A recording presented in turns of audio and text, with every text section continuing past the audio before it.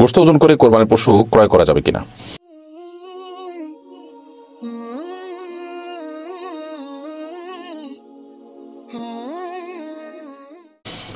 আজকাল অনেকেই এটা করছেন যে লাইভ ওজন দেখে কোরবানির পশু অনলাইনে এটা দেখে কিংবা অফলাইনে এটা দেখে কেনাবেচা করছেন, যে পাল্লার উপরে গরুকে তোলা হচ্ছে, গরুর বর্তমান ওজন কত, সে অনুপাতে কেজি প্রতি এত পড়বে, এভাবে কেনাবেচা হয়। এটা সাধারণত গরুর যে মূল্য সেটার ন্যায্যতা নিশ্চিত করবার জন্য করা হয়, কারণ কোরবানির পশু বছরে একবার ক্রয় করা হয়।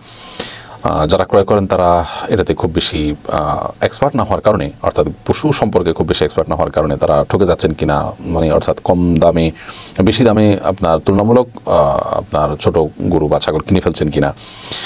তো সেটিকে সেই সন্দেহ, সেই সংশয়, সেই দ্বিধা দূর করবার জন্য যদি এরকম লাইভ ওজনের বিষয়টি আনা হয় এবং এটা দেখে করা হয়, ক্রয় করা হয়, তাতে কোনো অসুবিধা নেই ইনশাআল্লাহ তাআলা। তবে অতিরিক্ত কেজির হিসাব করাকরি করা যে হ্যাঁ আমার লাভ হলো না লস হলো, বিশেষ করে কেনার পরে এটা করা অত্যন্ত গর্হিত কাজ। কেনার পরে এটার লাভ লস হিসাব করা একদমই বোকামি, কারণ আপনি যে টাকা দিয়ে কিনেছেন পুরোটা সব পাবেন।